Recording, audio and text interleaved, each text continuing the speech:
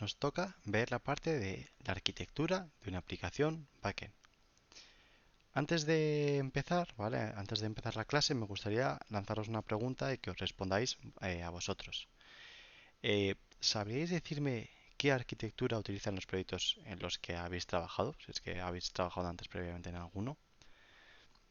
Seguramente os sepáis muchos nombres más o alguna y no sabéis los nombres, ya que, bueno, pues sabemos que la informática, bueno, será un poco por siglas y por nombres. En nuestro caso, para los proyectos backend, podemos encontrar hoy en día algunas de las arquitecturas que más se usan son Onion Architecture, arquitectura hexagonal o Clean Architecture. Pero, ¿y por qué surgen este tipo de arquitecturas?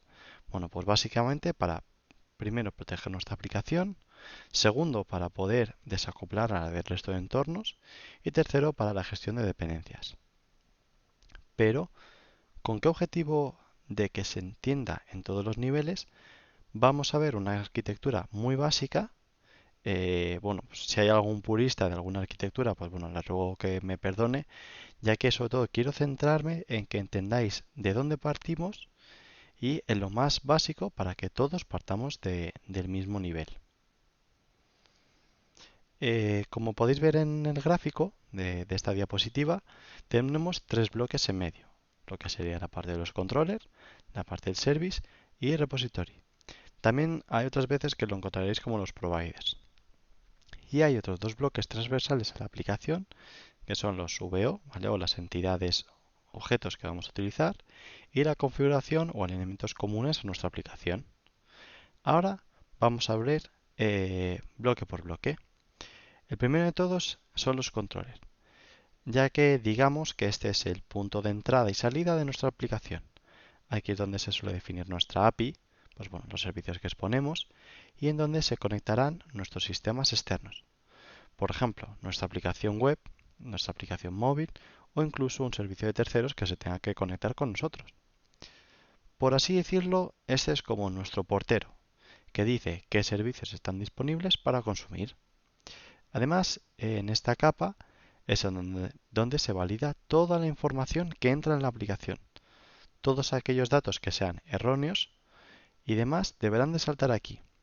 Por ejemplo, si tenemos una API para consultar, insertar o actualizar empleados, por ejemplo, si desde la aplicación web me mandan una edad de un empleado en letras, pues yo aquí directamente devolveré un 400, un bad request, para avisarles de que están mandando los datos incorrectamente. O por ejemplo, si tenemos definido un servicio GET para una URL, ¿no? Para un endpoint, pero en mi aplicación web está lanzado con un método POST, por ejemplo, para un login. Pues directamente es que ni te va a entrar en la aplicación porque nuestro servidor te va a dar un error.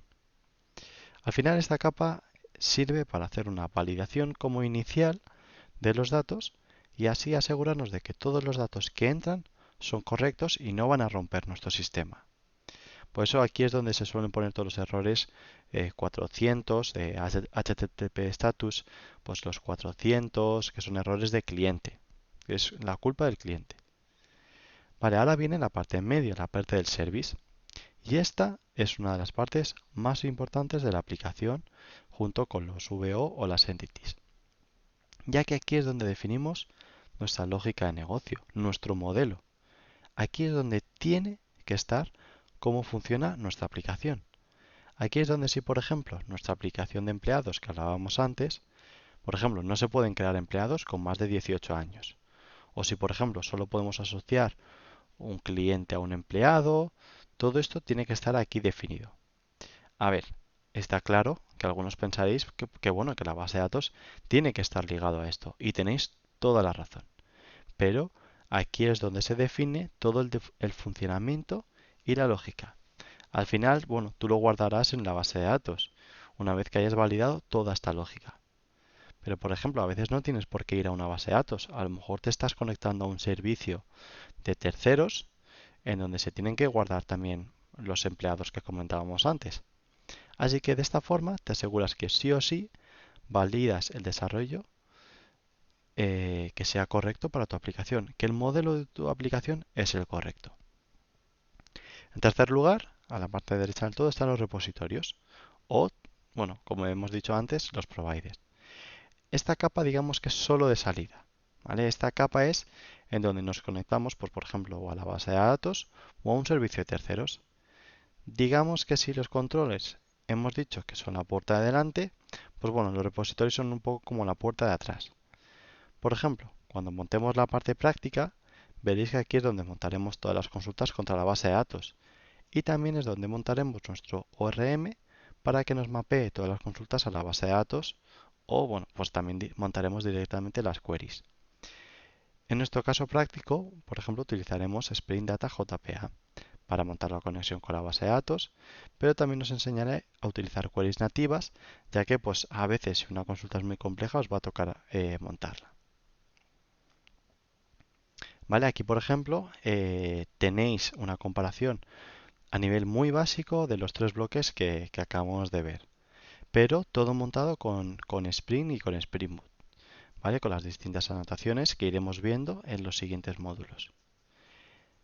Entonces aquí pues bueno, el primero el controller, que es el que recibe las peticiones, en el del servicio como hemos comentado, la lógica que va a hacer y luego el repositorio que es el que al final guarda en base de datos.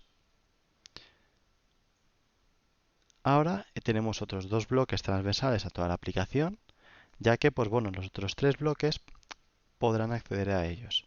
Entonces el primero de ellos es el bloque Commons o Config, ¿vale? Que es el que está abajo. No es que sea una parte relevante para nuestra arquitectura, pero siempre pues bueno, tiene que haber como algún cajón común, pues por ejemplo cuando tenemos la típica clase utils o en donde tenemos como funciones comunes para todo nuestro proyecto y que usemos bastante, pues suelen estar aquí, pues yo que sea tratamiento de fechas, tratamiento de strings, pues cosas así van a estar aquí, o envío de emails, por ejemplo. Por último, está el bloque de los VO, de los entities o de los DTO, y en el que os quiero hacer bastante énfasis. Resumiendo un poco por encima, son los objetos que se van a usar en nuestra aplicación. Los más importantes de estos son los VOs o, bueno, y las entities. Pero que bueno, realmente son los mismos, lo que pasa es que el concepto entities está muy asociado a la base de datos. Y de hecho, bueno, pues aunque lo veremos más tarde, en la sección de Spring JPA, defines tú los objetos de base de datos como entities. Los VO, ¿vale? Los Value Object, o también a veces los puedes encontrar como BO, Business Object, básicamente son las entities, pero es que a veces en función del cliente, pues bueno, nos los podremos encontrar de una forma u de otra. En esta práctica, como vamos a utilizar Spring Data JPA, utilizaremos el concepto de las entities. Luego, por otro lado, están los DTO, que son los que se llaman Data Transfer Object, que básicamente sirven para trabajar como copias de nuestros objetos y así los mandaremos a través de nuestra API en el controller o si lo tenemos que mandar a un servicio de tercero. Un ejemplo muy claro de esto sería, por ejemplo, si en nuestra aplicación de empleados, que comentábamos antes, hay un servicio que te devuelve la lista de empleados y hay otro servicio que te devuelve el detalle de un empleado. Por ejemplo, por tema de rendimientos o de permisos, no será el mismo objeto empleado el que devolvamos en una lista de los empleados. En nuestra petición nos interesa que viaje el menor número de datos, ya que, en plan, como el objeto empleado que devolveremos para ver el detalle de este.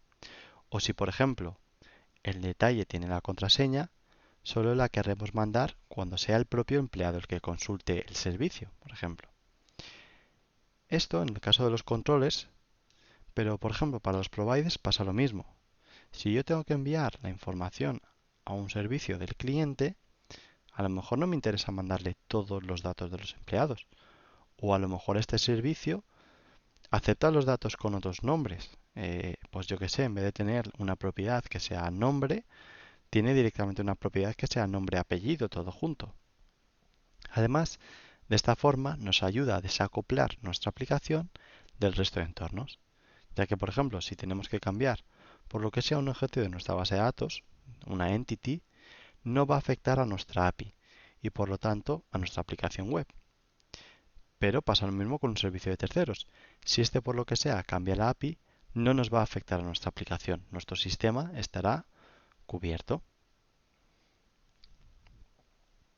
Aquí, por ejemplo, he puesto un ejemplo de una diferencia entre una entity y un DTO. Pues porque yo aquí, por ejemplo, para mi empleado sí que quiero tener el ID, pongo el nombre, pongo el apellido, pongo la contraseña. Pero bueno, aquí he creado un DTO que, como veis, es muy parecido. Lo que pasa es que, bueno, también es verdad que tiene otra serie de anotaciones, como podéis ver. Y nada, la siguiente clase veremos ya, nos meteremos más en faena en la parte de Spring Boot, cómo crear un proyecto y configurarlo. Hasta ahora.